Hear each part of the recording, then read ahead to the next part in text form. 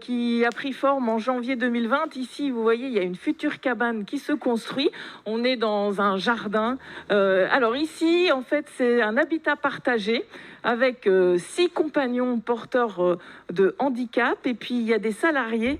On va parler de tout ça. Ça s'appelle la Canopée. Et je vous présente Marguerite, qui est en fait présidente de cette association, la Canopée. Bonjour Marguerite. Bonjour. Alors, c'est un beau projet, un projet qui, en fait, permet à des compagnons porteurs de handicap et des salariés de vivre ici comme à la maison. Exactement, c'est un lieu de vie intermédiaire entre le tout à la maison et un établissement médico-social. On a une taille familiale et on partage ici une vie communautaire. Alors, ces compagnons, ils ont quel âge ? Ces compagnons, ils ont entre 18 et 40 ans. Ils étaient pour certains dans leur famille et pour l'un d'entre eux encore dans un foyer. Et ils ont choisi de vivre ensemble ici et de partager donc cette vie avec des salariés qui les accompagnent dans leur vie quotidienne et qui leur permettent aussi d'avoir des activités qui ont du sens. Alors, vous parlez de salariés, mais la particularité, c'est qu'ils sont ici tout le temps. Ils habitent la maison.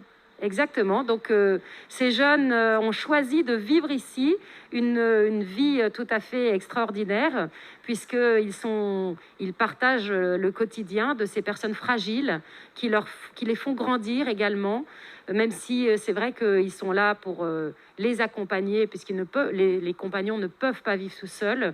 C'est un vrai partage Un vrai engagement. C'est un vrai engagement, exactement. C'est un choix de vie qui a plein de sens. Et avec cette terre ici qui permet de prendre soin pas seulement des hommes, mais aussi de la terre. Oui, alors justement, vous parlez un engagement du sens. Ici, on est dans le jardin, c'est de la permaculture. Vous produisez des légumes, on voit déjà les salades. La nature est là, elle s'installe. Avec comme objectif une vente de produits que vous allez réaliser ici ? Alors, il va falloir être un peu patient, mais c'est vrai qu'on commence à avoir quelques salades. On a déjà consommé des endives. D'ici 3 ans, on aura beaucoup de production et on pourra certainement proposer des paniers bio pour les gens qui passeront et qui viendront en effet nous rencontrer. L'objectif, c'est vraiment que ce jardin, ce soit un lieu de rencontre, un lieu d'activité. On va évidemment d'abord consommer tous ces légumes et ces fruits pour notre propre consommation. On fera des confitures, des compotes et tout ça.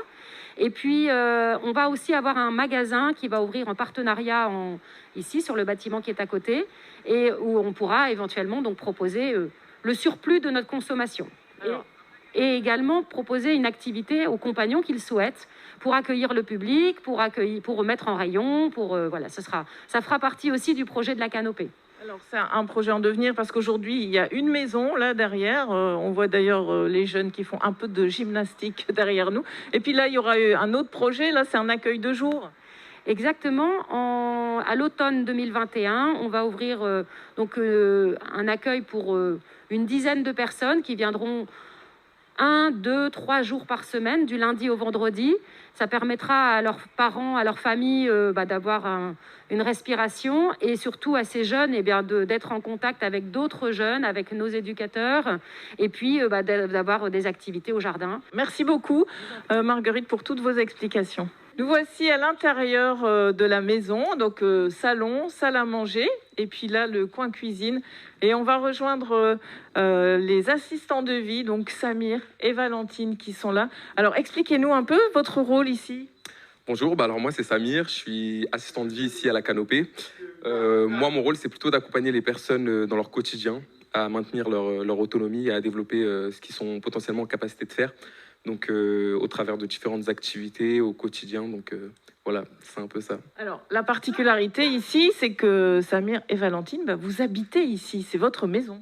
Oui, c'est vrai, on est à chacun notre chambre avec notre salle de bain et en fait on partage tous les moments de vie avec eux et on a aussi nos temps de pause, mais voilà. C'est particulier en fait pour des assistants de vie d'habiter réellement dans la maison. Est-ce que c'est un contact particulier avec les compagnons alors ? Moi c'est vrai, en fait je faisais ça déjà depuis 2 ans parce que j'étais assistant à l'Arche et c'est pareil, on partage notre lieu de vie sur notre lieu de travail finalement et dans le fond c'est ce que je recherchais en venant ici. Et ça vous plaît finalement d'être tout le temps là ? Exactement, parce qu'on peut développer une relation qui est un peu un peu plus profonde que dans d'autres établissements, un peu plus institutionnels. Donc c'est ce que je recherchais vraiment, des contacts plus authentiques avec les personnes. Donc voilà, mais vous connaissiez. Valentine, est-ce que vous connaissiez aussi cette façon de travailler? Vous, c'est une découverte. Et alors? C'est une découverte, mais j'aime beaucoup. J'aime beaucoup, c'est vrai qu'on est très proche d'eux et qu'on suit vraiment leur évolution, mais tout au long de la journée, tout au long Au quotidien. Et donc, non, c'est chouette. Moi, je suis très contente de faire ça. Alors, l'activité principale, c'est le jardin. C'est aussi quelque chose que vous aimiez, ça, Valentine? Je ne suis pas une experte en permaculture, mais on découvre, on apprend et c'est chouette, c'est riche. Ouais. Et vous, Samir? Moi, j'avoue, c'était le petit plus de la canopée, mais j'ai pas spécialement la main verte. Mais je trouvais que ça pouvait être une activité intéressante pour développer leurs différents sens. Et puis, c'est une activité naturelle en soi.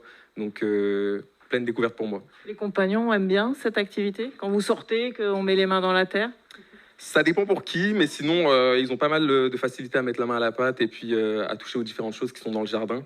Et après, c'est à nous un peu de les orienter, de les guider dans le jardin et de leur expliquer un peu ce qu'on a là et ce qui va grandir en fait et évoluer dans ce grand jardin-là, quoi.